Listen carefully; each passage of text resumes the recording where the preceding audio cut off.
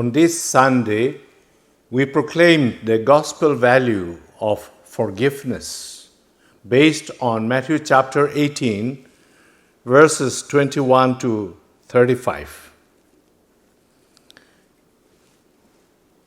Peter one day asked Jesus, saying, "Lord, how many times should I forgive my brother or sister? 7 times?" Then Jesus said, not 7 times, but 77 times. It's interesting here. Peter raised a question and he proposes the answer. On forgiveness, he approaches on mathematical value. How many times? Calculate and forgive. Jesus said, there is no calculation. In forgiveness, no mathematics is required. So it is not mathematics, but it is the nature of forgiveness. How to forgive. And the gospel begins, Jesus says the parables of the unforgiving servant. When a king was about to get the accounts of the debts from his servants, from his slaves, one of them owed him 10,000 talents. Now, what is talents? Actually, in the olden practices, there was no proper money system. So, 10,000 pieces of silver. Some version put it gold. 10,000 pieces of silver or gold is a huge amount. When somebody owes this amount to someone, it is a huge amount to repay. But when the servant asks for forgiveness from the king, have mercy on me, give me time, I will repay. But the king was compassionate. Compassionate that he would not demand from him, or he would not, if he did not give this amount, he would have sold him with his whole household. And so he had a compassion and he gave the whole lot. Which means to say, the debt is unrepayable, and yet the king had forgiven, had pardoned him. Now the same servant had gone to another friend of his who owed him 100 denarii. And so he asked, give me what you owe, otherwise I'll put you. And then he asked for mercy. He pleaded with him to give him time and he would pay the amount. But he was merciless. He refused to forgive him, he refused to pardon him, and he tortured him and put him into prison. And the king was very furious when he learned this. And so he called that servant, unforgiving servant, and put him into prison. So that's how Jesus is now talking about. How he had forgiven the whole world. He came to bear the sins of the world, and the world could not pay back the debt that is due to sin.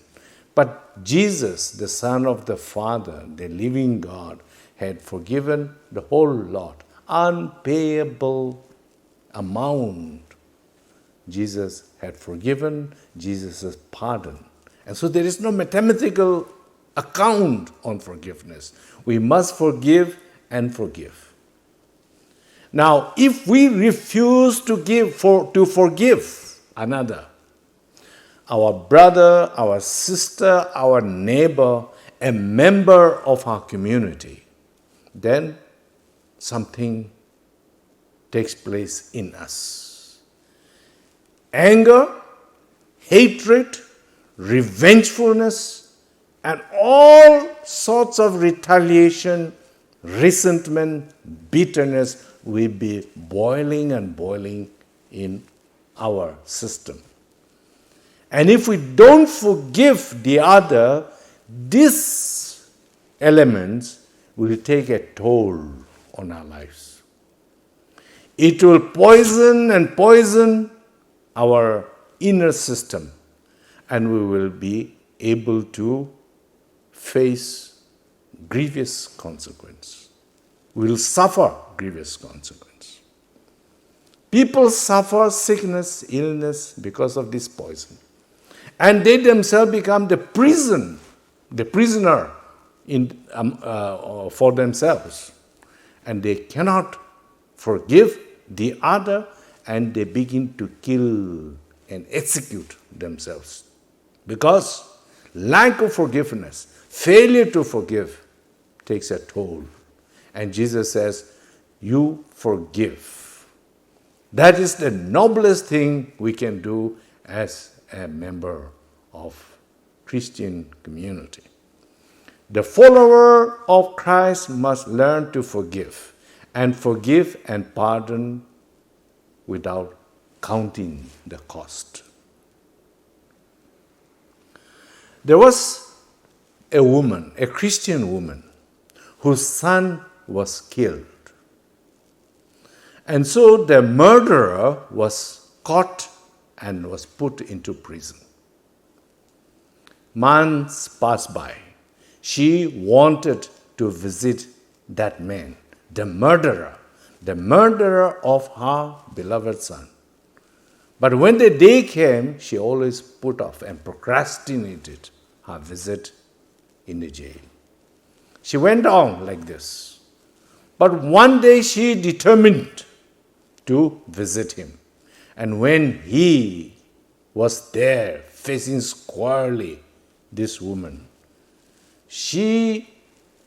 all the bitterness in her heart could not bear the sight of that murderer. No regret, no remorse in his face. She demanded, why don't you say sorry to me? You are the killer of my son. If you knew my son, you would not have killed him. And she scratched on his face and punched on his chest. But the man did not say anything, did not respond with any feeling.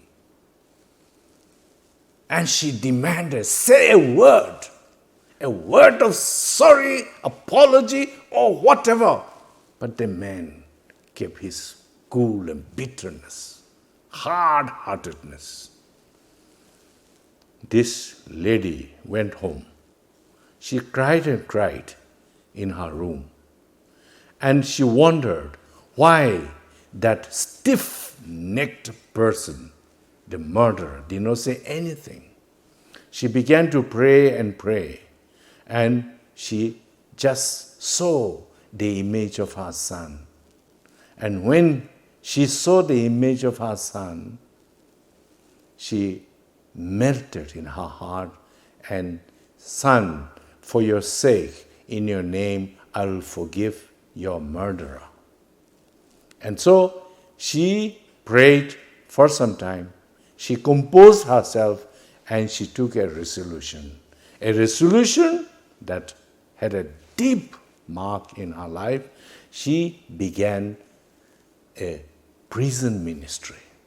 She began to form a team and visit the prison and meet and console and talk to the prisoners, forgiving them, giving them purpose and meaning and correction of their life to receive the grace of God and forgiveness in a very special manner.